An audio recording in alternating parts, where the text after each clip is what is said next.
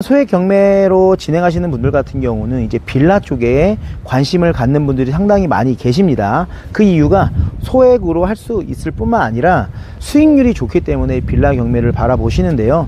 너무 좋습니다. 잘 보신 거고요. 공부만 잘 되어 있으면, 그리고 물건 조사만 잘 할 수 있으면 충분히 소액 경매로 투자할 수 있습니다. 그런데 빌라 물건을 보실 때 피해야 할, 조심해야 할 그런 건물들이 있습니다. 그 부분에 대해서 좀 설명을 드릴게요.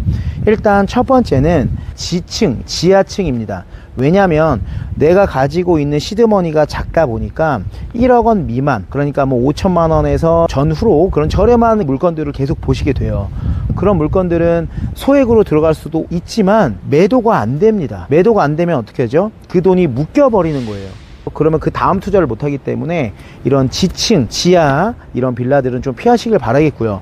하지만 지층이지만 재개발 호재가 좀 있을 것 같다, 대지권이 크다, 뭐 여러 가지의 분석을 하고 중장기로 갖고 가고 싶다라는 분들은 그래도 괜찮습니다. 근데 소액으로 단기 투자를 좀 바라보고 있는 분들 같은 경우는 상당히 애로사항이 많습니다. 그렇기 때문에 지층은 좀 피하시길 바라겠고요. 이제 두 번째는 반대로 탑층이에요. 탑층 같은 경우는 여름엔 더울 수 있고요. 그리고 누수가 생길 수 있고요.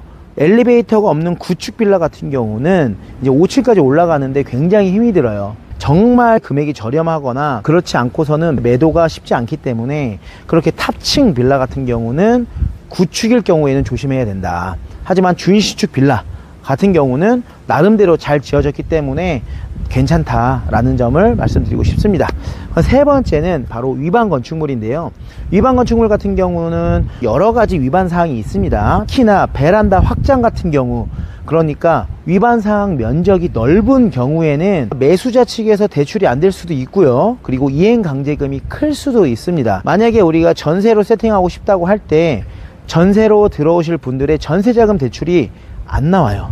그래서 베란다 확장을 한 경우 조심해야 됩니다. 아시겠죠? 하지만 위반 사항이 작은 거, 위반 건축물에 등재가 되어 있지만 나중에 해제가 가능한 그런 작은 면적의 위반 건축물 같은 경우는 충분히 우리가 남과 경쟁을 피해서 또 돈을 벌 수도 있다.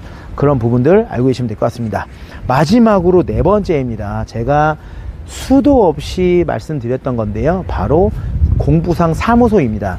처음 빌라 경매를 투자하시는 분들 같은 경우 너무 건물이 깨끗하고 좋아 보이기 때문에 무작정 입찰 들어가시는 분들이 계십니다. 하지만 사무소는 사무소일 뿐, 현황상 주택으로 쓰이는 것뿐 주택이 아닙니다. 사무소는 상가기 때문에 용도란에 제2종 근린생활시설이라고 찍혀요. 그래서 매수자 측에서 대출이 안 나오는 경우도 있고요. 여러 가지 제약이 또 있습니다.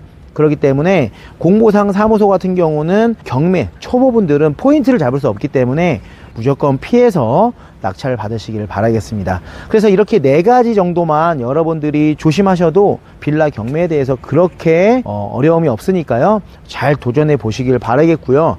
가장 중요한 건 정말 많은 분들이 실수하는 것 중에 딱 한 가지는 더 뭐냐면 바로 고가 입찰입니다.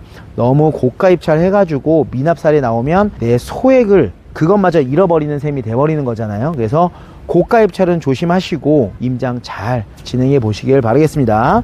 그래서 여러분들이 소액 경매를 진행할 때 확신이 없어서 좀 두려워하시고 주저주저 하시는 분들이 계시는데요. 그러지 마시고 잘 배워서 진행하면 어려운 점 없습니다. 그래서 이 네 가지 포인트, 그리고 마지막으로 고가 입찰 꼭 조심하시길 바라겠습니다. 그러면 다음에 다른 정보로 또 알려드리도록 하겠습니다. 감사합니다.